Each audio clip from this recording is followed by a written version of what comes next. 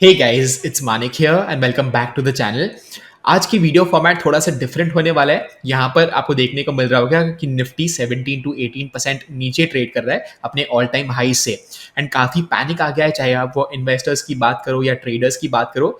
यहाँ पर I feel अगर हमें इंप्रूव करना है एज ट्रेडर्स, सिर्फ एक ही चीज़ की ज़रूरत है एंड दैट इज़ एक्सपीरियंस।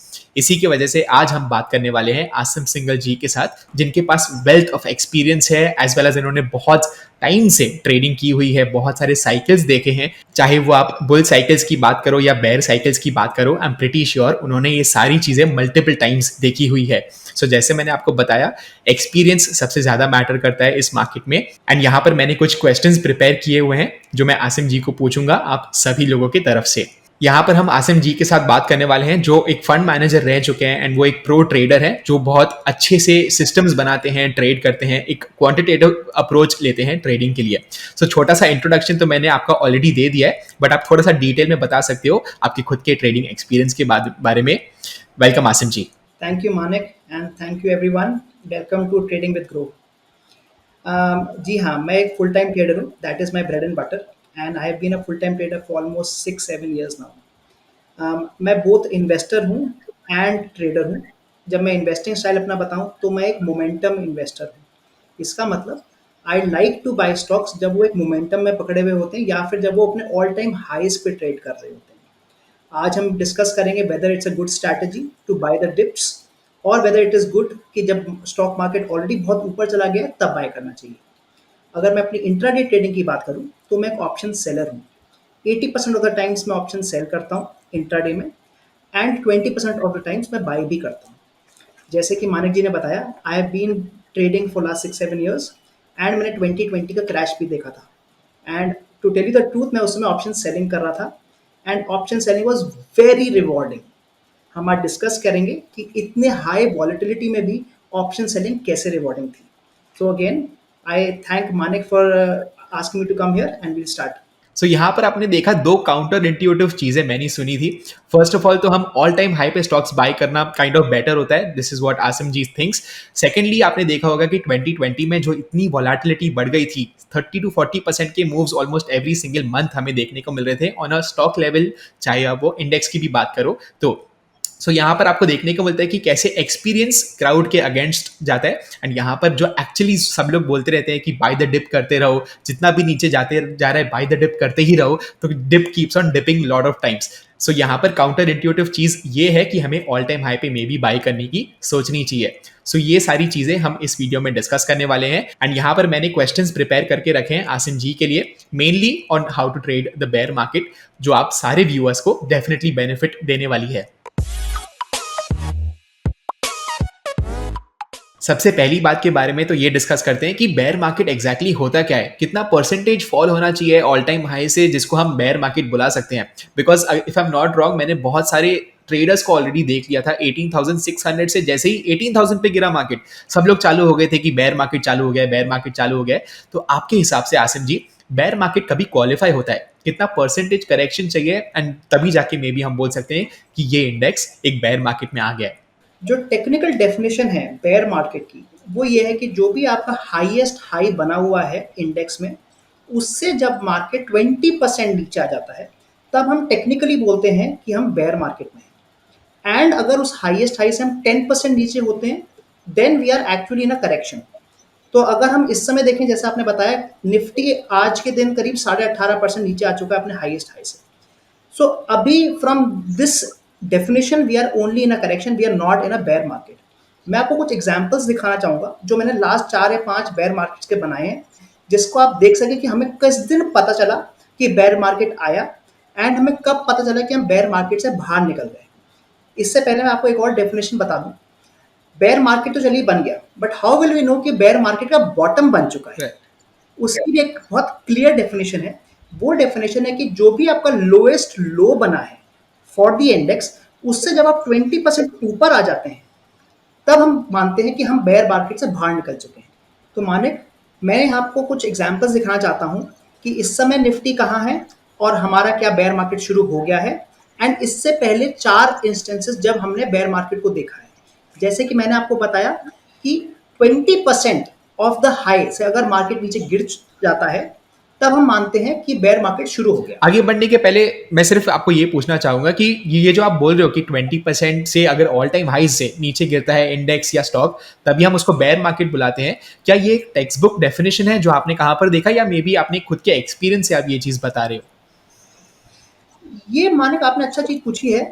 ये जितने भी, अगर हम यूएस हेज फंड्स की बात करें या फिर जो बड़े फंड्स होते हैं, उनकी डेफिनेशन में 20% को माना जाता है from the high as you are entering a bear market. मैं अपनी डेफिनेशन भी आपको बताऊंगा। आफ्टर मैं आपको ये थोड़े एग्जांपल्स दिखा दूं, आई विल टेल यू कि मैं कैसे बेयर मार्केट को डिफाइन करता हूं फॉर माय ट्रेडिंग। ये बहुत ही इंपॉर्टेंट चीज होने वाला है, तो आपको यहाँ पर एक्सेल पे ध्यान देना है, बिकॉज ये सारा एक्सपीरियंस जितना भी नॉलेज है आसिम जी के पास, हमें ये सारी चीजों को ऑब्जर्व करना है। Okay, so please go head. Thank you. तो मानिक 19 अक्टूबर 2021 को निफ्टी ने हाई बनाया था 18,604 का। अब जैसे कि हमने कहा कि हम 20% के फॉल का वेट करेंगे to assume that we are in a bear market. Right. 20% का मतलब होता है 14,883, एंड एट द मोमेंट हम 15,000 के नीचे भी नहीं हैं। तो एज पर दिस डेफिनेशन हम लोग अभी बेयर मार्केट में नहीं है, अभी हम एक ओनली करेक्शन में हैं। आइए मैं आपको 3-4 एग्जाम्पल उसके पहले के दिखाता हूं। 20 जनवरी 2020 जो हाई प्राइस था निफ्टी का वो 12,430 था। अगेन अगर हम उसमें 20% का फॉल देखते हैं तो प्राइस आता है 9944, 9,950 रुपए के आसपास। और ये फॉल 12 मार्च को ही आ गया था। तो विद इन 2 मंथ्स ये फॉल आ गया था। इनफैक्ट ये फॉल गिरता चला गया, जैसे हम सबने 2020 को एक्सपीरियंस किया है। एंड द लोएस्ट प्राइस जो गया था वो करीब 7,511 गया था 24 मार्च को।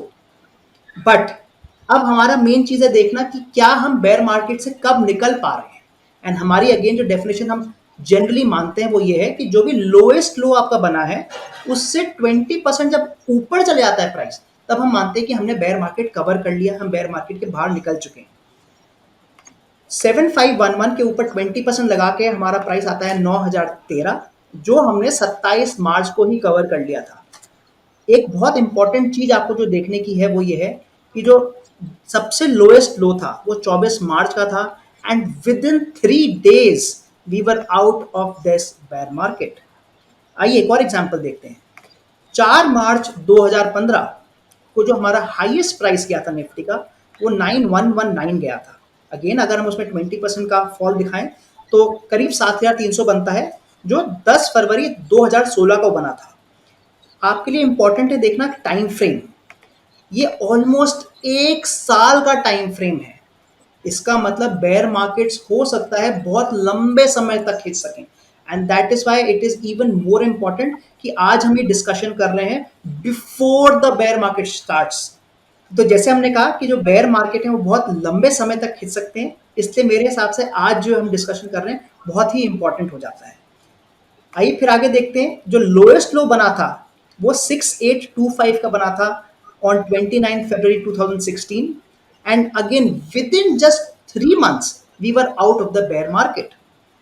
और मैं आपको ऐसे और एग्जांपल्स दिखा सकता हूं, but you get the point कि जब बेयर मार्केट होते हैं, जब वो स्टार्ट हो रहे होते हैं तो काफी टाइम तक हो सकते हैं। But the good thing is जब हम बेयर मार्केट से बाहर आते हैं तो काफी जल्दी बाहर आने के चांसेस होते हैं, एंड उस समय हमें बहुत अच्छे स्टॉक्स परचेज करने का ऑप्शन मिल जाता है।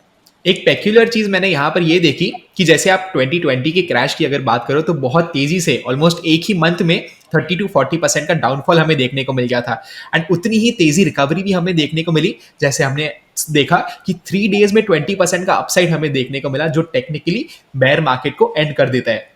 एंड जैसे हमने 2015 के फॉल का एग्जाम्पल देखा, उसको ऑलमोस्ट 1 साल लगा 20% फॉल आने के लिए। सो आपने एक और चीज नोटिस की होगी कि जो रिकवरी थी उसको भी 3 months लगा वापस से 20% right from the bottom, right. So 2015 के करेक्शन के जो एब्सोल्यूट लोस थे, 20% वापस से ऊपर जाने के लिए 3 months लगे। सो हमने यहाँ पर क्या देखा कि 2020 का फॉल जितना ड्रास्टिक था उतना ही ड्रास्टिक रिकवरी भी थी वर्सेस 2015 का। अगर आप फॉल की बात करोगे, थोड़ा सा आपको टाइम दे के फॉल हुआ है, ऑलमोस्ट 1 year लगा 20% गिरने के लिए।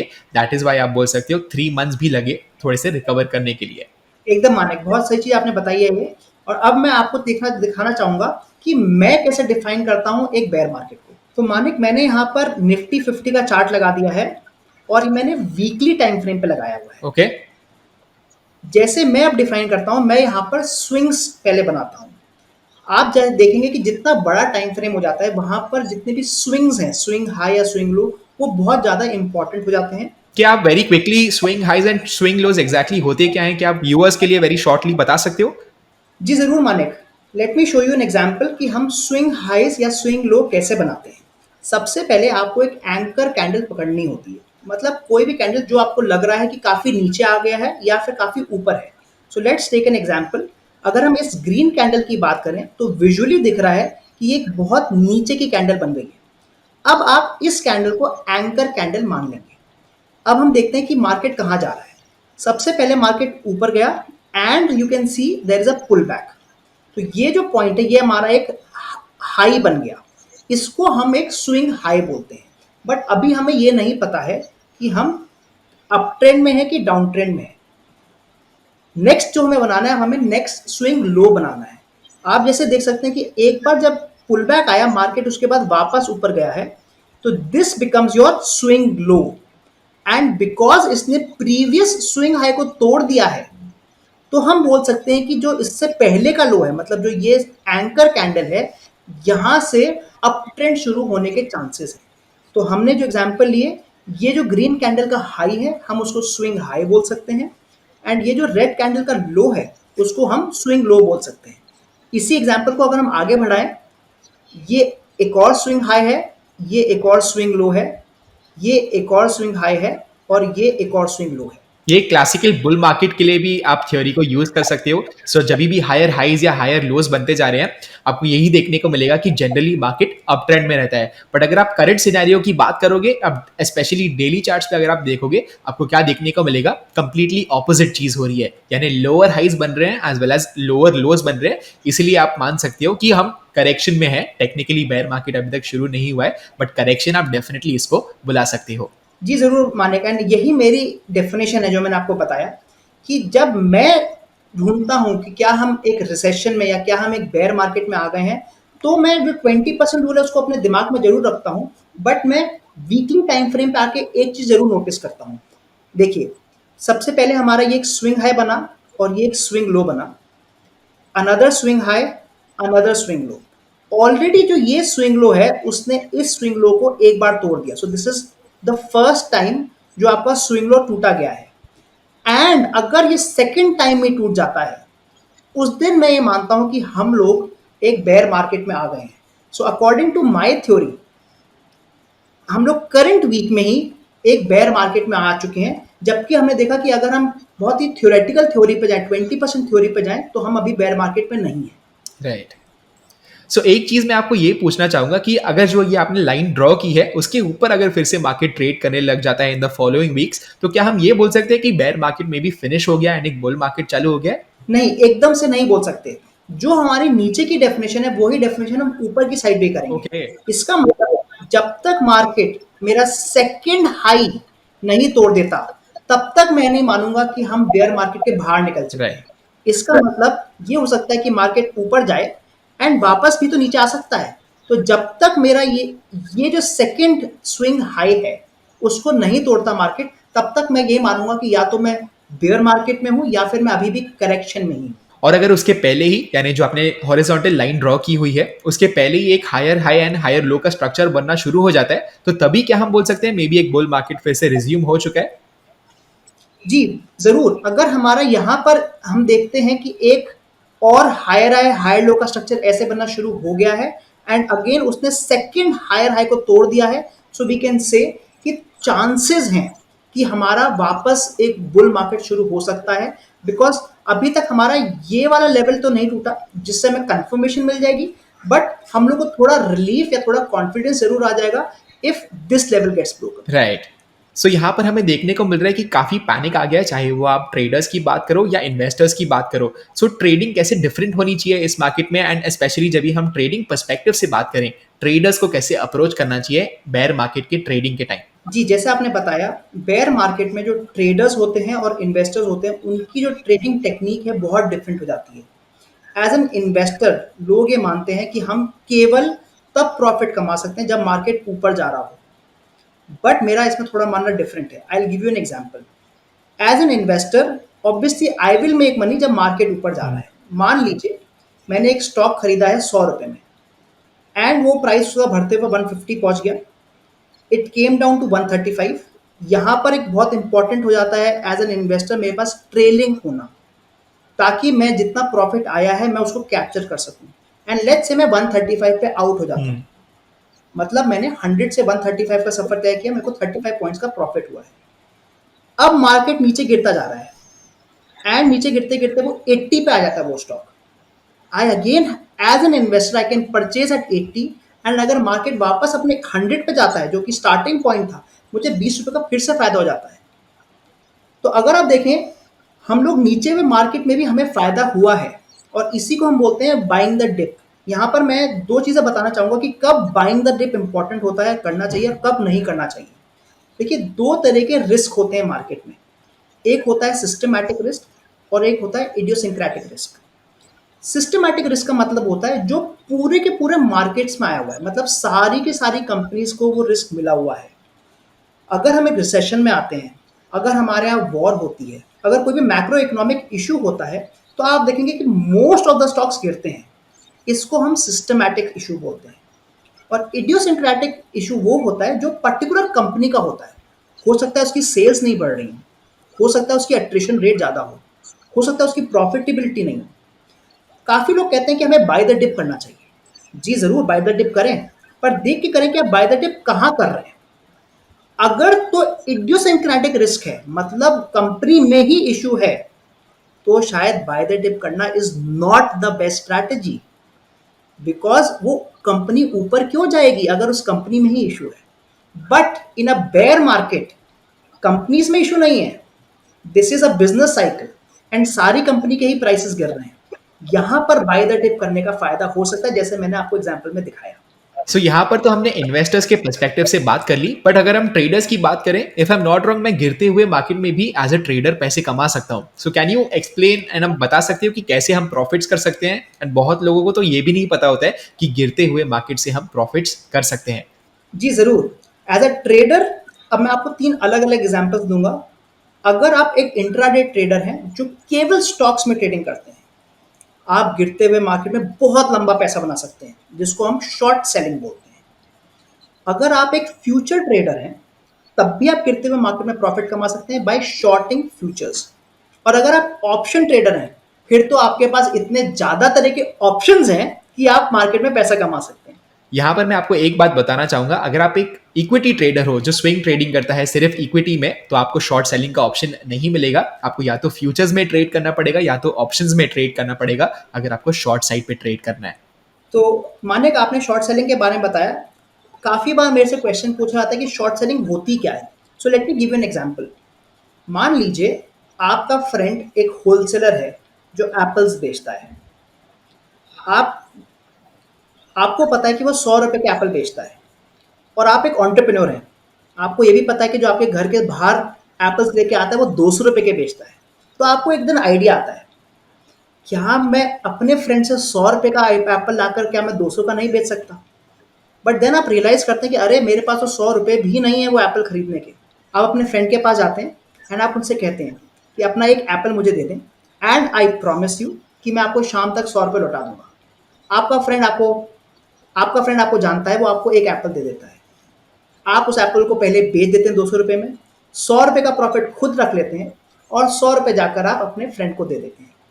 ये होती है शॉर्ट सेलिंग, जहां पर हमने पहले सेल किया, हमने पहले उस स्टॉक को सेल किया 200 रुपए में, and before the market closes हमने वो बाय कर लिया, मतलब हमने वो 100 रुपए देके वापस बाय कर लिया। एक चीज ध्यान रखें, अब आप मान लीजिए कि जो आपका फ्रेंड है उसके यहाँ रेट पड़ जाती है, और जब काउंटिंग हो रही होती है तो उसके एक एप्पल कम पड़ता है, और उसको पेनल्टी पड़ जाती है 200 रुपए की।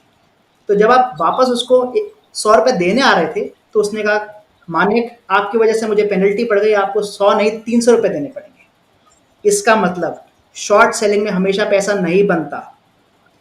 हो सकता है शॉर्ट सेलिंग आपने 200 की करी हो, पर जब आप बाय कर रहे हो आपको 300 में बाय करना पड़ जाए, इन दैट केस आपका लॉस भी हो सकता है। सो यहाँ पर हमने वेरी सिंपली एक सिंपल एग्जाम्पल के साथ, एप्पल्स के एग्जाम्पल के साथ शॉर्ट सेलिंग के बारे में समझ लिया एंड हमने ये देखा कि कैसे इक्विटी में हम इंट्राडे में भी शॉर्ट सेलिंग कर सकते हैं. कीप इन माइंड, अगर आप फ्यूचर्स में या ऑप्शंस में ट्रेड करते हो तो आप ओवरनाइट भी कैरी कर सकते हो अपने शॉर्ट्स को, यानी आप मल्टीपल डेज के लिए या वीक्स के लिए भी शॉर्ट सेलिंग कर सकते हो. नेक्स्ट क्वेश्चन पे चले जाते हैं. एंड 2020 के क्रैश में जो हमें एक मैसिव डाउन मूव देखने को मिला, उसको पूरा कवर होने के लिए ऑलमोस्ट 6 मंथ्स का टाइम फ्रेम लगा. सो आप अपना एक्सपीरियंस जरा हमारे व्यूअर्स के साथ शेयर कीजिए कि आपको इसने एज अ ट्रेडर कैसे चेंज किया, आपने मे बी कैसे ट्रेडिंग की 2020 के क्रैश में एंड रिकवरी में भी, एंड मे बी आप एक कैसे डिफरेंट ट्रेडर बन गए उस एक्सपीरियंस के बाद. देखिए, कभी भी कोई क्रैश आता है तो उसमें वॉलेटिलिटी बहुत ज़्यादा बढ़ जाती है. आप देख रहे थे कि दिन-दिन में सर्किट भी लग रहे थे और विदिन 2 मिनट्स या 3 मिनट्स इंडेक्स में भी 100 या 200 पॉइंट की मूवमेंट आ रही थी. तो you have to be on your toes. आप अपने सारे दिमाग के सारे पुर्जे खोल देते हैं and you start making different ideas how to make profit in this kind of. आप एकदम सब कुछ सोचने लग जाते हैं कि आप इस तरह के मार्केट में कैसे प्रॉफिट कमाएंगे. मैं एक ब्रेकआउट ट्रेडर हूं. मतलब मुझे प्रॉफिट तब आता है जब एक अच्छी मूव आए. It can be on either direction, या तो ऊपर की तरफ अच्छी मूव आए या नीचे की तरफ अच्छी मूव आए. जब भी मार्केट बहुत वॉलेटाइल होता है या जब भी हम बेयर मार्केट में होते हैं तो ये मूव्स बहुत ज़्यादा स्ट्रांगली आती हैं. तो as a breakout trader this is very good for me, because अगर मैं सही डायरेक्शन में हूँ तो मेरे को बहुत लंबी मूव्स मिलने के काफ़ी अच्छे चांसेस होते हैं. दैट बीइंग सेड, बिकॉज ये वॉलेटाइल है तो आपके स्टॉप लॉस कटने के भी ज़्यादा चांसेस हो जाते हैं. इसलिए whenever you are in a bear market या जब भी आपको लग रहा है कि मूव्स बहुत ज़्यादा वाइल्ड हो रही हैं तो आपको अपनी पोजीशन साइजिंग पे बहुत ज़्यादा ध्यान देना होता है. मान लीजिए आप जब जनरली ट्रेड कर रहे हैं तो आप निफ्टी में 30 पॉइंट का स्टॉप लॉस लगा के चल रहे हैं and you are trading with 5 lots. क्योंकि आपको पता है कि अगर मेरा लॉस होता है एक दिन में तो मैं 5 लॉट्स मल्टीप्लाइड बाय 30, मतलब मेरा 150 पॉइंट का लॉस हो जाएगा. बट अगर यही चीज़ बहुत ज़्यादा वॉलेटाइल हो गई है तो 30 पॉइंट्स तो हो सकता है कि विद इन 5 सेकेंड्स आ जाए. यहाँ पे बहुत इंपॉर्टेंट है आपको देखना कि क्या हमें अपना स्टॉप लॉस बढ़ा देना चाहिए. मैं जनरली एटीआर का बहुत यूज़ करता हूँ. बेस्ड ऑन एटीआर मेरे को ये पता चल जाता है कि हमारी एवरेज मूव क्या आ रही है एंड डिपेंडिंग ऑन दैट मैं अपना स्टॉप लॉस का जो अमाउंट है वो बढ़ा देता हूँ. तो जब मार्केट बहुत वॉलेटाइल हो जाता है तो ऐसा ज़रूरी हो जाता है कि हमारा जो स्टॉप लॉस है जो हमने 30 लिया हुआ था उसको चेंज करें. मैं इसमें एटीआर का बहुत यूज़ करता हूँ. एक मिनट आसिम जी, मैं आपको फर्स्ट ऑफ ऑल तो ये पूछना चाहूंगा कि एटीआर एग्जैक्टली होता क्या है. जी, देखिए, एटीआर एक तरह का एवरेज ट्रू रेंज कहलाई जाती है ये. इसका मतलब होता है कि आपके टाइम फ्रेम में क्या मूवमेंट आ रही है उस पर्टिकुलर स्टॉक की ऑन एवरेज. ओके. अब हम इसका एग्जांपल लेते हैं. अगर मार्केट्स बहुत स्लो या साइडवेज चल रहे हैं तो आप जनरली देखेंगे कि एक कैंडल का जो हाई और लो है, अगर हम निफ्टी की बात करें तो 10 से 15 पॉइंट का होता है. तो जो एटीआर होगा वो भी उसी के आसपास होगा. ये कौन से टाइम प्लीज फ्रेम की हम बात कर रहे हैं? 5 मिनट्स की टाइम फ्रेम? अगर हम 5 मिनट्स की बात ओके करें ओके. जी. एक चीज बहुत इंपॉर्टेंट ध्यान रखना कि ATR is not high minus low. ATR is not the range of the candle. तो इसलिए जो एटीआर है वो बहुत इंपॉर्टेंट हो जाता है अगर जो आपकी कैंडल्स में बहुत बड़ी बनने लग जाती है. आप देखेंगे जब वॉलेटिलिटी का मूवमेंट होते हैं तो 5 मिनट की कैंडल में तो 50-50 मूवमेंट हो जाती है. अगर हम अपना स्टॉप लॉस केवल 30 पॉइंट का रखेंगे तो विद इन 2 मिनट्स हमारा स्टॉप लॉस कट जाएगा.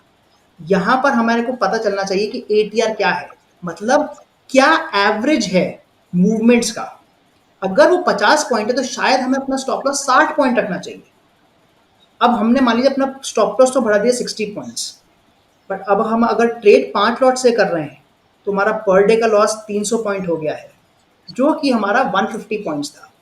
Again this is wrong. हमें जरूर प्रॉफिट ज़्यादा हो सकता है बट एज अ ट्रेडर मेरा पहला काम है कि मैं अपना जो कैपिटल है उसको बचाऊं. Profits are always secondary. तो अगर मैंने अपना स्टॉप लॉस डबल कर दिया है आई हैव टू एंश्योर कि मेरी जो क्वांटिटी है वो हाफ हो जाए. And this is what I did. जब मैं 2020 में ट्रेड कर रहा था मेरे स्टॉप लॉसेस मैंने 2 या 2.5 टाइम्स कर दिए थे, but I was able to capture good moves. And after I had made money, जब मैंने पैसा कमा लिया अपने बेसिक लॉट्स पे, मैंने कंपाउंडिंग करी. कंपाउंडिंग एज इन आपने प्रॉफिट्स आने के बाद आपने और भी पोजीशन साइज ऐड करी फॉलोइंग ट्रेड्स में, क्या आपका ये कहना है? जी, मेरे हिसाब से compounding is the eighth wonder of the world. आप कंपाउंडिंग करें अपने प्रॉफिट्स पे। अगर आपने 100 रुपए से शुरू किया है एंड आपका वो 100 रुपए का कैपिटल 120 रुपए हो गया, तो ऑब्वियसली जो 20 रुपीज है वो आपका प्रॉफिट आ चुका है। इस 20 रुपीज पे मैं शायद एक और लॉट से ट्रेड कर सकता हूँ। अगर मैं 100 रुपीज से 5 लॉट पे ट्रेड कर रहा था, तो मैं 120 रुपए से 6 लॉट पे ट्रेड करूंगा, ताकि जब मेरा फिर से 20% का राइज आए, मैं 140 पे नहीं पहुंचूं, मैं 144 पे पहुंच जाऊं। सो यहाँ पर हमने देखा कि कैसे एटीआर को यूज कर सकते हैं, चाहे वो आप कोई भी टाइम फ्रेम पे ट्रेड कर रहे हो, चाहे वो 5 मिनट्स का टाइम फ्रेम हो या 15 मिनट्स का टाइम फ्रेम हो। अगर आप एटीआर को यूज करोगे तो specially in volatile times such as this time, आपको देखने को मिलेगा कि आपका जो प्रोबेबिलिटी ऑफ प्रॉफिट है डेफिनेटली थोड़ा सा आपको इंक्रीज देखने को मिल सकता है उसमें। एम आई राइट? जी एकदम मानिक, एकदम। एक कॉमन चीज मैंने ये देखी है कि जो बेयर मार्केट आता है जब भी, यहाँ पर गैप्स बहुत कॉमन हो जाते हैं, यानी बहुत बड़े बड़े गैप्स आने लग जाते हैं। 1.5% 2% के गैप्स तो ऑलमोस्ट नॉर्मल होते हैं, जहाँ पर वर्सेस नॉर्मल टाइम्स की अगर मैं बात करूँ, जहाँ पर एक नॉर्मल बुल साइकिल चल रहा है, 0.5% का भी अगर गैप आ गया तो बहुत बड़ी बात मानी जाती है। सो ये चीज को हम एज ट्रेडर्स कैसे काउंटर कर सकते हैं? Please explain about this. जी ज़रूर। देखिए, अगर एक बेयर मार्केट है और आपका एक फुल गैप हो जाता है, फुल गैप का मतलब है, अगर फुल गैप अप की बात करें, तो जो ओपनिंग प्राइस है वो येस्टरडे का हाई से भी ऊपर खुला है। काफ़ी चांसेस होते हैं, अगर फुल गैप अप हो रहा है इन अ बेयर मार्केट, कि वो गैप फिल कर लेगा, मतलब वहाँ से शॉर्टिंग अपॉर्चुनिटी हमें मिल जाती है। जो मैं एक स्ट्रैटेजी यूज़ करता हूँ काफ़ी सक्सेसफुली, वो ये है, इन अ बेयर मार्केट अगर मुझे कोई भी स्टॉक दिखता है जिसने गैप अप दिया, वो भी फुल गैप अप दिया, तो मैं उसको 5 मिनट के बाद ही शॉर्ट कर देता हूँ। एंड जैसे ही वो अपने कल के हाई पे आता है, मैं उसको कवर कर लेता हूँ। ये मेरी एक स्ट्रैटेजी जब वो गैप अप हो रहा है। Now in the case of gap down, which is again a full gap down, मतलब जो ओपनिंग प्राइस है वो कल के लो से भी नीचे है, अगेन मेरे को ये उम्मीद है कि वो गैप फिल करेगा। यहां पर मैं 2 ट्रेड्स लूंगा। फर्स्ट ट्रेड, आफ्टर 5 मिनट्स मैं बाय कर लूंगा stock, because I am expecting the stock to go up and touch the low. जैसे ही वो लो को टच करेगा, मैं वहां पे स्टॉप एंड रिवर्स कर दूंगा। ओके, सो मैं वहां पे यहाँ अपना, पर क्या हम येस्टरडे की लो की बात कर रहे हैं? जी हाँ, आज का ओपन प्राइस हमें पता चल गया, जो कि कल की लो से भी नीचे है। हाँ। तो हमने with in 2 minutes, with in 3 minutes, with in 5 minutes उसको बाय कर लिया। और जैसे ही प्राइस कल के लो पे पहुंचा, हमने अपना पहला ट्रेड प्रॉफिट में आउट कर लिया एंड हमने शॉर्ट कर लिया। बिकॉज एज अ होल अभी भी हम बेयर मार्केट में हैं और काफी चांसेस है कि मार्केट नीचे ही गिरता जाए। सो यहाँ पर तो हमने इंट्राडे के पर्सपेक्टिव से बात कर ली, बट क्या आपको ये लगता है कि स्विंग ट्रेडर्स को भी गैप्स का बहुत चिंता करनी चाहिए, या ट्रेडिंग डिफरेंट स्टाइल से करनी चाहिए, specially from a swing traders perspective? देखिए, from a swing trader perspective, जो गैप्स है ना वो साइकोलॉजिकली ज्यादा इंपॉर्टेंट प्ले करते हैं। अगर आप एक स्विंग ट्रेडर हैं और आपको गैप्स का डर है, जो आपके विपरीत हो सकता है, मतलब अगर आप लॉन्ग पोजीशन में और मार्केट नीचे जा सकता है, तो आप रात भर सो नहीं पाएंगे। आप हर 15 मिनट में ग्लोबल मार्केट्स देखेंगे कि मार्केट कहाँ जा रहा है, which is not a good sign, because as full time traders या as even as part time trader, हमें जब तक मजा नहीं आ रहा, जब तक हमें इंजॉयमेंट नहीं हो रही अपने प्रोफेशन में, तब तक हम अच्छा नहीं कर पाएंगे। इसलिए एज स्विंग ट्रेडर मैं सबको ये बोलता हूँ कि आप हेजेस लेके जरूर जाएं। अगर आपने एक लॉन्ग पोजीशन ली हुई है, तो आप एक पुट को बाय कर सकते हैं, और अगर आपने एक शॉर्ट पोजीशन ली हुई है, तो आप एक out of the money call को बाय कर सकते हैं। सो हेजिंग से एग्जैक्टली होता क्या है? Can you just explain? जी जरूर। हेजिंग का मतलब ये होता है कि हमने अपना जो मैक्सिमम लॉस है उसको कैप कर दिया है। अगर हमने एक लॉन्ग पोजीशन बनाई हुई है, मान लीजिए हमने एक स्टॉक खरीदा हुआ है 2,000 रुपए का, जिसका करंट मार्केट प्राइस 2,000 रुपए है, you are expecting the market to go up और that stock to go up, but हमने कल नहीं देखा है। कल अगर 1,800 पे खुलता है, तो हमारे को 200 रुपए पर लॉट का लॉस हो सकता है। इस लॉस से बचने के लिए हम 1950 की पुट खरीद सकते हैं, जहां पर हमारा जो 50 रुपीज का जो गैप है करंट मार्केट प्राइस और 50 रुपए का जहां पे हमने पुट खरीदा, उतना ही मैक्स लॉस होएगा, उसके बाद हमारा लॉस नहीं होएगा। तो इसलिए hedges are very important. So hedging में हमने ये जाना कि अगर आप एक स्टॉक को बाय कर रहे हो एंड एक पुट ऑप्शन बाय करके आप उसको हेज कर दे रहे हो, सो उसका आपका जो मैक्स लॉस है वो कैप हो जाएगा। एंड सेम चीज आप शॉर्ट सेलिंग में भी अप्लाई कर सकते हो। सो अगर आपने कोई स्टॉक को सेल किया हुआ है, शॉर्ट सेल किया हुआ है, एंड आप अगर एक out of the money call option buy करते हो, तो आपने अपसाइड को भी कैप कर दिया है। एंड लेट्स से कि हाइपोथेटिकली एक बहुत ही अच्छा न्यूज आ गया, 15 to 20% स्टॉक ऊपर चले गया, फिर भी आपको ज्यादा लॉस नहीं होगा बिकॉज आप हेज्ड हो। सो सबसे ज्यादा चिंता की बात स्विंग ट्रेडर्स को, ओवरनाइट ट्रेडर्स को यही होता है कि बहुत बड़े गैप्स अगर आ गए, जो इंडेक्स लेवल पे तो मे बी पॉसिबल नहीं होते 15-20% के gaps, but on a stock level it is definitely possible. So सबसे इंपॉर्टेंट चीज यही है जो आसिम जी ने हमको बताया कि ओवरनाइट पोजिशन के लिए अगर आपको टेंशन होती है, please make sure to be hedged. So हमने ये नोटिस किया कि बेयर मार्केट्स में जो इंडिया विक्स है, जो वोलेटिलिटी इंडेक्स है, वो काफी बढ़ जाता है, जिसके वजह से वोलेटिलिटी भी मार्केट्स में काफी बढ़ जाती है। एंड इसके बारे में तो हमने थोड़ा सा टचअप ऑलरेडी कर दिया कि कैसे हमें ट्रेड करना है, बट वो इतना जो वोलेटिलिटी हो जाता है, जैसे हमने डिस्कस किया 100-200 पॉइंट्स के मूवमेंट्स तो 15-20 मिनट्स में ही आ जा रहे हैं, तो उसको कैसे हम ट्रेड कर सकते हैं एंड मे बी कैसे हम लोग डिफरेंट चीज कर सकते हैं जिससे हमें प्रॉफिट्स हो सके। तो मानिक, सबसे पहले मैं आपको बताना चाहूँगा कि इंडिया विक्स क्या होता है। देखिए, ये होता है एक वेलोसिटी, ये होता है एक वॉलेटिलिटी इंडेक्स। इसकी जो कैलकुलेशन है उसमें तो हम ऑप्शंस के प्रीमियम देखते हैं, but on a very broader scale ये होता है रिस्क इंडेक्स। मतलब हमें कितना डर लग रहा है एज ट्रेडर्स, हमें कितना डर लग रहा है कि मार्केट कितना जल्दी वॉलेटाइल हो सकता है। जनरली ये माना जाता है कि जब मार्केट नीचे गिर रहा है तो आपका जो विक्स है वो ऊपर जाएगा, because everyone likes the market to go up, but this is not always true. तो अगर आप एक स्ट्रैटेजी बनाना चाहें कि अगर विक्स गिर रहा है तो मैं स्टॉक को बाय कर लूंगा, this will not work always. अब मैं आपको बताता हूं कि एज ट्रेडर्स हम विक्स का कैसे यूज कर सकते हैं अपनी ट्रेडिंग में। अगर तो हम एक डायरेक्शनल ट्रेडर हैं, तो मेरा ये कहना है कि हम एटीएम के बेस पे ना ट्रेड करके हम प्रीमियम के बेस पे ट्रेड करें। तो यहाँ पर हम ऑप्शंस की बात करें। जी, मैं आपको इसका एग्जांपल देता हूँ। काफ़ी बार हम ये देखते हैं कि लोग ऑप्शन बाय करते हैं फॉर 50 प्रीमियम, मतलब जो एट द मनी है उस पे बाय करते हैं। एग्जांपल लेते हैं, अगर निफ्टी 16,000 पे है तो 16,000 की कॉल हो गई उसकी एट द मनी। अब ये जो 16,000 की कॉल है, हो सकता है ये 100 रुपए की हो, बट जब विक्स बहुत ज़्यादा बढ़ा हुआ होगा तब यही कॉल 400 की भी तो हो जाएगी। Then it doesn't make sense कि हम 400 रुपए की कॉल को बाय करें। इसलिए मैं जो ट्रेडिंग करता हूं, मैं प्रीमियम्स के बेसिस पे ट्रेडिंग करता हूं। Rather than buying ATM calls, मैं शायद 100 रुपए की कॉल खरीदूंगा। अब अगर विक्स ज्यादा बढ़ा हुआ होगा तो ऑब्वियसली जो 100 रुपीज की कॉल होगी वो एट द मनी नहीं होगी, वो सिर्फ आउट ऑफ द मनी होगी। तो इसमें जो मूवमेंट्स होंगी वो भी मेरे हिसाब से थोड़े स्लो होंगे, एंड जो हमारा जो वॉलेटिलिटी है वो ऑलरेडी इसमें इनकैप्सुलेट हो जाएगा if we trade based on premiums. ये तो हो गया example for direction trader. But हम मेरे बट मुझे काफ़ी पता है कि हमारे साथ जितने लोग जुड़े हुए हैं उनमें से बहुत लोग साइडवेज ट्रेडर या फिर मीन रिवर्जन ट्रेडर्स भी होंगे। इसमें अगेन हमें यूज करना पड़ेगा कोई भी एक ऐसा इंडिकेटर जो हमें बता सके कि वॉलेटिलिटी कितनी है।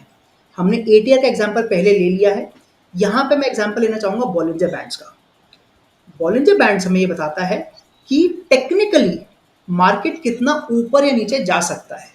मैं जब अपनी ऑप्शन ट्रायंगल की स्ट्रैटेजीज लगाता हूं ऑन हाई विक्स एनवायरनमेंट, मैं जो भी बॉलिंजर बैंड्स के upper band and lower band होते हैं उनके आउटसाइड, अपर बैंड के ऊपर की कॉल एंड लोअर बैंड की नीचे की पुट को शॉर्ट करता हूं। अगेन इट ऑटोमेटिकली, अगर वो एक हाई विक्स एनवायरनमेंट है तो जो आपका बॉलिंजर बैंड होगा वो वाइड हो जाएगा, और अगर वो लो विक्स एनवायरनमेंट है तो वो छोटा हो जाएगा।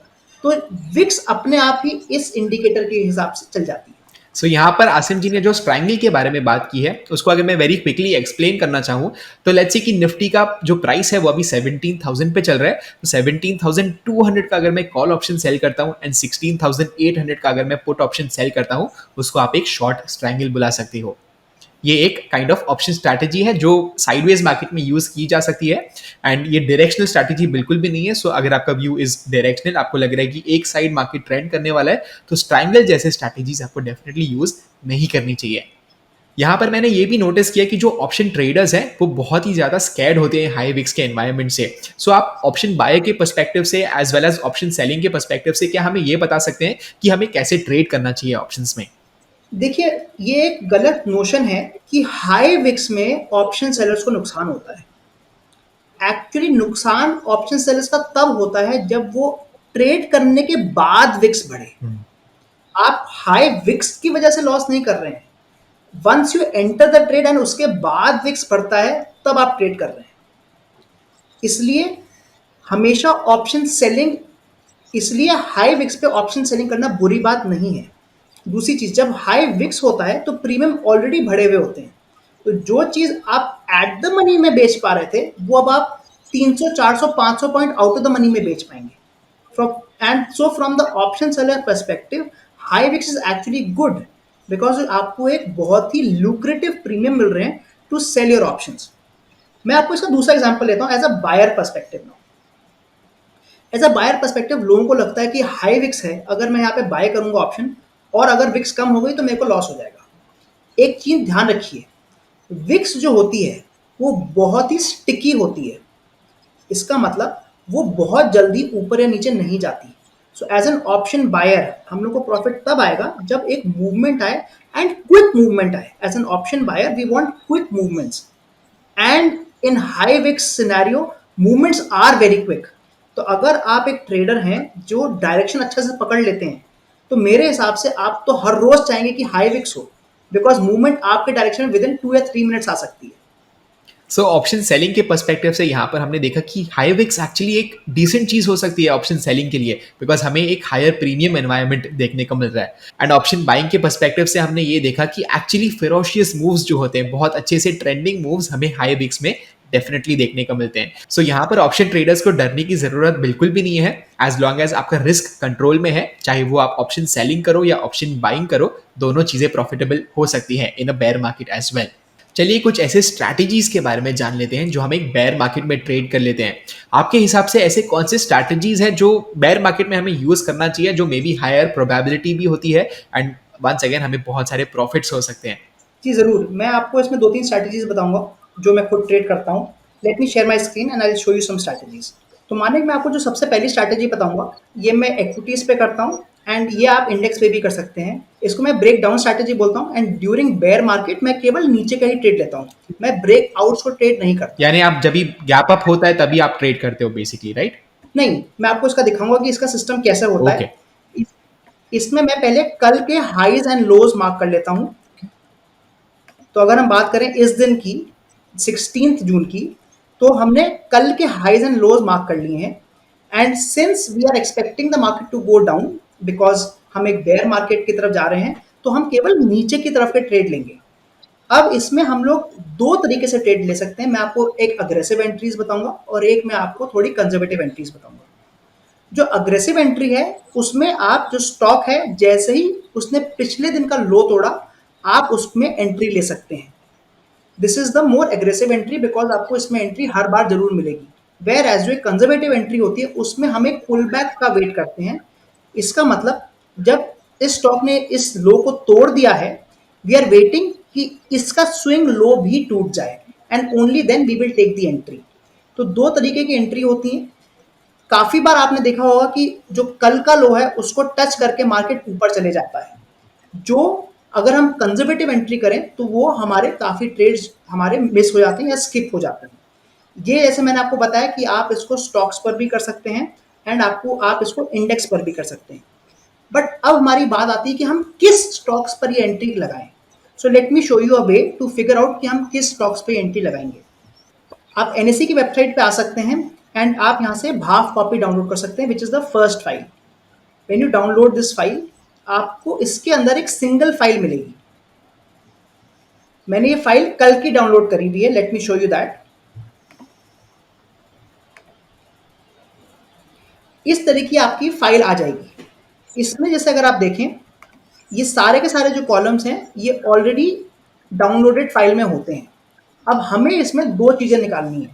फर्स्ट थिंग हमने जो निकालनी है वो निकालना है what is the delivery as of percentage of the total volumes. मतलब जितना भी वॉल्यूम आया था इस स्टॉक का, उसमें से कितना परसेंटेज डिलीवरी हुई। इसका सिंपल सा फॉर्मूला है, जो कॉलम आई है मतलब जो टोटल हमारी डिलीवरी हुई डिवाइडेड बाय जो टोटल हमारी वॉल्यूम्स आए। ये चीज बताता है कि फॉर एग्जांपल अगर ये 11.97% है मतलब ऑलमोस्ट 12% है, एंड इसका जो क्लोज परसेंट है, क्लोज परसेंट का मतलब हुआ कि ये स्टॉक कितना ऊपर क्लोज हुआ, तो ये स्टॉक हुआ तो ग्रीन में क्लोज, एंड इसका डिलीवरी भी 12% थी। इसका मतलब ये स्टॉक एक लॉन्ग टर्म के हिसाब से खरीदा जा रहा है। ऑन द अदर हैंड, अगर एक स्टॉक हुआ तो ग्रीन में क्लोज बट उसमें डिलीवरी बहुत ही कम है, इसका मतलब ये है कि हो सकता है ये केवल आज आज के लिए इतना ग्रीन में क्लोज हुआ है, दूसरे दिन इसमें अच्छी गिरावट आ सकती है, specially because we are in a bear market. तो ये डिलीवरी इसका रेंजेस हम कैसे पता लगा सकते हैं कि इतना डिलीवरी रेंज अगर आता है तो मे बी लॉन्ग टर्म वाले ट्रेडर्स या इन्वेस्टर्स इसमें ज़्यादा फोकस कर रहे हैं, एंड इंट्राडे के लिए अगर हमें ट्रेड करना है तो कैसे मे बी 0.5% को हमको देखना है, या क्या आपके हिसाब से is the right percentage of trading volumes? मैं ये मानता हूं कि अगर आपका जो डिलीवरी है वो काफी कम है, लेट्स से 1 या 2%, तो इसका मतलब केवल ही इंट्राडे ट्रेडर्स ने ही इसका क्लोज ऊपर करवाया है, एंड दूसरे दिन गैप डाउन या फिर गिरने के चांसेस हैं।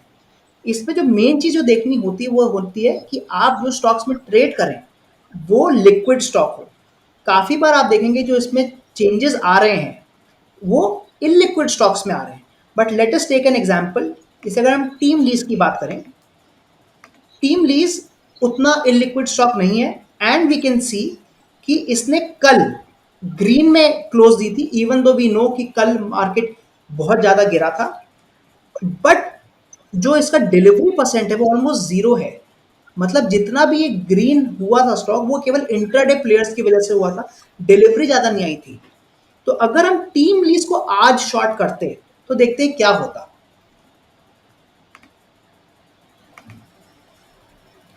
यहां पर हम टीम लीज का एग्जांपल लगा देंगे। अब आप इसको दो तरीके से ट्रेड कर सकते थे, या तो आप इसको फर्स्ट 5 मिनट्स के बाद ही ट्रेड कर सकते थे, एंड यू कैन सी कि फर्स्ट 5 मिनट के बाद स्टॉक काफी अच्छे से गिरा है, that was one way of trading. या second way of trading could have been, जो हमने पहले एग्जांपल लिया, आप यहां पर हाई एंड लो मार्क कर सकते थे, एंड आप उसके बेसिस पे भी ट्रेड कर सकते थे। तो ये एक तरीका होता है जिससे हमें पता चल जाता है कि किन स्टॉक्स में हमें एंट्री लेनी है एंड हाउ टू ट्रेड दो स्टॉक्स। सो यहाँ पर जो कंजर्वेटिव ट्रेडर होगा जिसने मे बी येस्टरडे के लो के ब्रेकडाउन के बाद ही ट्रेड नहीं लिया है, उसको आई डोंट थिंक सो यहाँ पर ट्रेड मिलेगा, राइट? जी एकदम, अगर कंजर्वेटिव ट्रेडर होगा तो वो इस लो के टूटने का वेट करेगा जो कभी हुआ ही नहीं। बट जैसे मैंने आपको कहा, कंजर्वेटिव ट्रेडर्स के काफी ट्रेड्स मिस हो जाते हैं, बट वो फिर विपसॉस से भी बच जाते हैं। जो दूसरा तरीका मैं आपको बताना चाहूंगा वो है वी एंड डब्ल्यू मार्केट्स। आपने देखा होगा जो सबसे ज्यादा हेटेड अगर कोई फॉर्मेशन है वो वी, डब्ल्यू या एम है। मतलब मार्केट ऊपर गया उसके बाद वो नीचे आ गया, या फिर मार्केट नीचे गया उसके बाद वो ऊपर आ गया। इसके रीजंस हैं, बिकॉज जितने भी पार्ट टाइम ट्रेडर्स या फुल टाइम ट्रेडर्स हैं वो सुबह ही अपना मन बना लेते हैं कि आज हमारा बायस क्या है, आर वी लॉन्ग और आर वी शॉर्ट। या फिर जितने भी मीन रिवर्जन ट्रेडर हैं या जो साइडवेज ट्रेडर हैं, जो स्ट्रैंगल सेलर्स हैं, वो दोनों तरफ अपना स्टॉप लॉस लगा के रखते हैं, और एक स्टॉप लॉस जब हिट हो जाता है तो जनरली दूसरे स्टॉप लॉस को कॉस्ट पे ले जाते हैं। अगेन अगर ये यू मार्केट या वी मार्केट होगा तो आपके दोनों स्टॉप लॉसेस हिट हो जाएंगे। इस तरह के सिनेरियो में जो सबसे इंपॉर्टेंट होता है वो होता है दो चीजें। First thing, aggressive trailing. मैं आपको बताता हूं कि मैं इसको कैसे करता हूं, आई will show it on Nifty.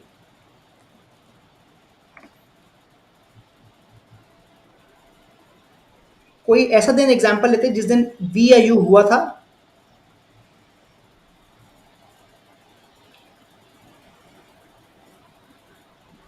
हम इस दिन का एग्जांपल लेते हैं। आप देख सकते हैं कि ये मार्केट नीचे आया, वापस ऊपर गया, एंड फिर नीचे आ गया। इस दिन अगर आप एक डायरेक्शन ट्रेडर होते या फिर अगर आप एक मीन रिवर्जन की तरह ट्रेडिंग कर रहे होते तो आपके ज्यादातर स्टॉप लॉसेस हिट हो जाते। But if you are doing aggressive trading तो हम इसको कैसे करते हैं मैं आपको बताता हूं। पहली चीज, अगर मेरी एंट्री आ गई है इसमें शॉर्ट की, then I will aggressively trail जो भी मेरे पुराने दो हाईएस्ट हाई हैं पिछली 2 कैंडल के हाईएस्ट हाई मैं उस पे अपना ट्रेल लगाऊंगा। इन दिस केस आप देखेंगे कि जैसे ही मेरा ये दोनों कैंडल का हाईएस्ट हाई ये है, ग्रीन कैंडल है, तो मैं यहां पर एग्जिट कर जाऊंगा। I will not wait for a target. मैं इसमें एंट्री जरूर डबल कंफर्मेशन के बाद ले सकता हूं। So entry can be based on 2 और 3 indicators, but exit is very quick because मुझे पता है कि अगर ये यू शेप या वी शेप हुआ तो मेरे को लॉस हो जाएगा। तो जैसे ही मैं प्रॉफिट में आया, I will start doing aggressive trailing. That is one way. Second way is to be very flexible with your bias. मैं जनरली जब अग्रेसिव ट्रेलिंग कर रहा होता हूँ तो मैं अपना बायस भी बहुत जल्दी चेंज करता हूँ। इसका मतलब अगर मेरे यहाँ पे 2 ग्रीन्स बने हैं, आफ्टर अ डोजी मेरे 2 ग्रीन बने हैं, तो मेरा जो इनिशियल बायस शॉर्ट का था मैं अपना बायस चेंज करके लॉन्ग का कर लूंगा। तो इन दिस केस मैं इस ग्रीन कैंडल के ऊपर बाय कर लूंगा। एंड अगेन जो मेरा रूल है, 2 प्रीवियस कैंडल्स के लो के नीचे मैं शॉर्ट कर दूंगा, तो मेरा यहाँ एग्जिट हो जाता बिकॉज ये ग्रीन कैंडल इन दोनों कैंडल का लोएस्ट लो था। सो मैं इस कैंडल पे एग्जिट कर जाता। And again I will wait for my third trade जिसमें ये 3 कैंडल मेरा पैटर्न बन रहा है मेरा। तो मैं अगेन थर्ड कैंडल के नीचे शॉर्ट ट्रेड ले लेता।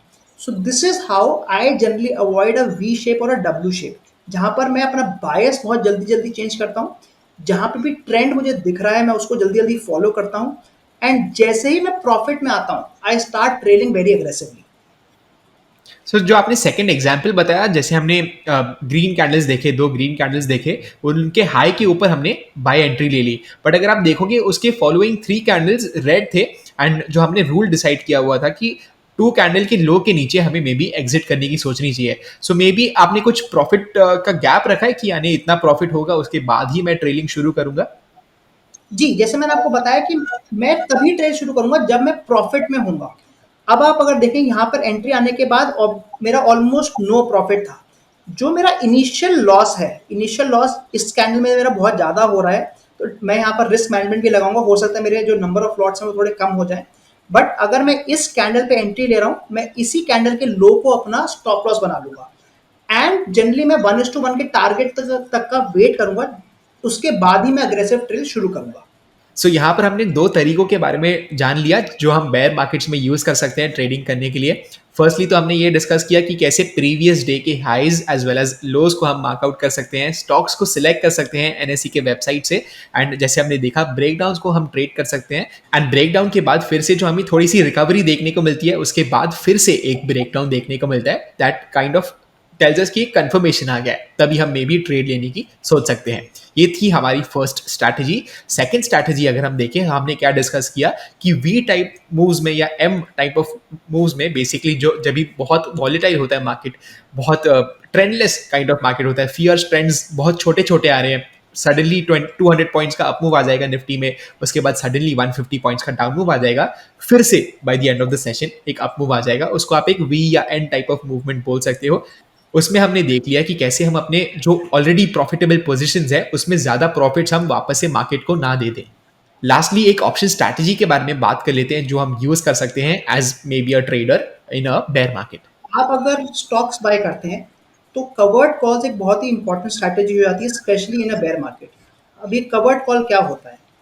आपने मान लीजिए रिलायंस का स्टॉक खरीदा हुआ है, अब और बेयर मार्केट चल रहा है तो रिलायंस का स्टॉक भी नीचे गिरेगा, बट आप रिलायंस का स्टॉक नहीं बेचना चाहते। इस समय हम एक कॉल को बेच सकते हैं। अगर रिलायंस का स्टॉक 2,000 रुपए का है तो हम 2,100 की कॉल को सेल कर सकते हैं। इसको हम कवर्ड कॉल स्ट्रैटेजी बोलते हैं। इसका मतलब क्या हुआ कि अगर रिलायंस का स्टॉक नीचे गिरता है तो आपको कॉल जो आपने सेल करी हुई है उसमें प्रॉफिट आएगा और आप उसको रोल ओवर भी कर सकते हैं।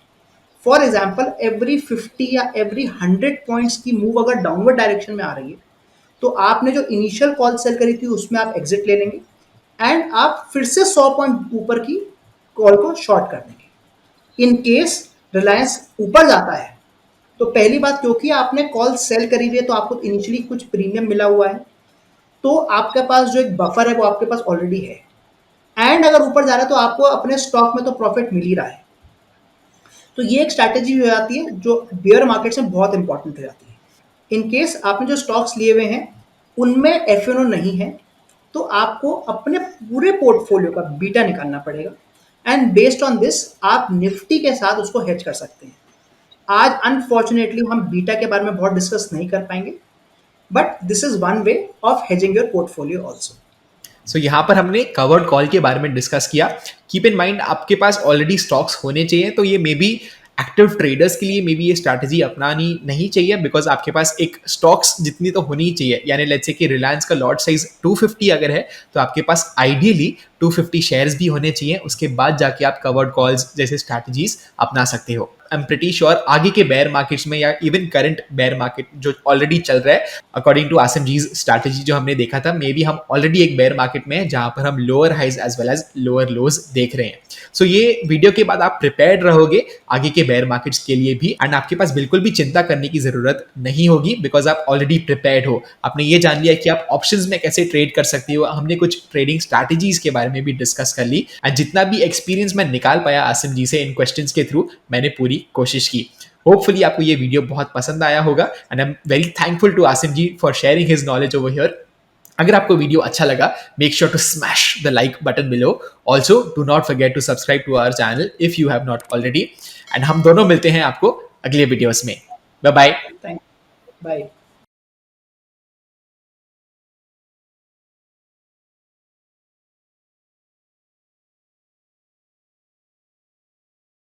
Investment in securities market are subject to market risks. Read all the related documents carefully before investing. Please read the risk disclosure documents carefully before investing in equity shares, derivatives, mutual fund, and or other instruments traded on the stock exchanges.